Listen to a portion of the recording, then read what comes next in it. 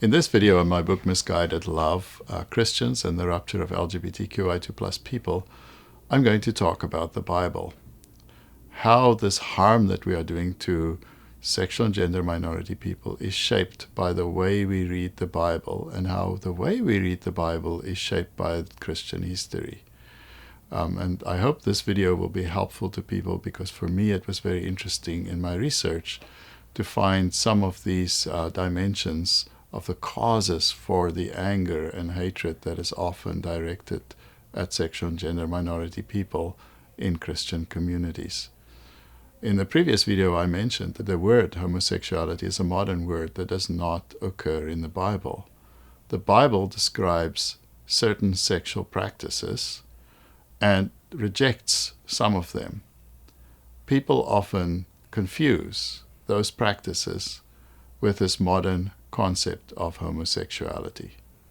Homosexuality is a medical word. It was created by the medical community, the psychiatric community, when they understood same-sex relationships as a form of psychiatric disorder or problem that they needed to address and solve. Today, the psychological and psychiatric communities are unanimous that this is not a problem, but rather simply a human condition that people can live happily and joyfully.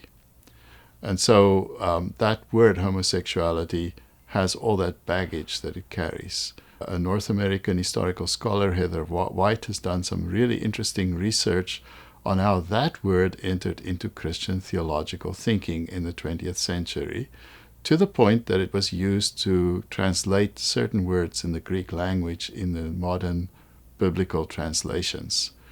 Those translations are simply wrong. The word homosexuality is not equal to any particular word in the Greek language.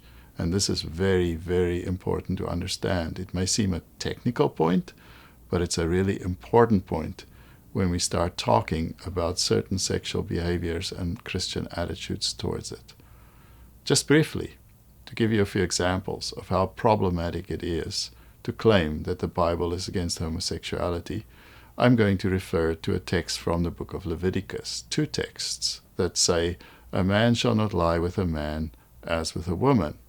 I'm sure many Christians have heard this text being cited as the final and singular proof that the Bible is against homosexuality. The problem with reading that text, as is pointed out by many biblical scholars, including Dale Martin, a very important Christian scholar, is that that translation and that reading of the text, first of all, ignores the context. The context is the Bible is addressing married Jewish men in their responsibility to their wives in that text. And the actual translation of the words in Hebrew and the way it is rendered in English is one that has actually been discussed in many different ways. Rabbi Jacob Milgram argues very, very convincingly that this text is a prohibition against married Jewish men having sex with other men while they are married.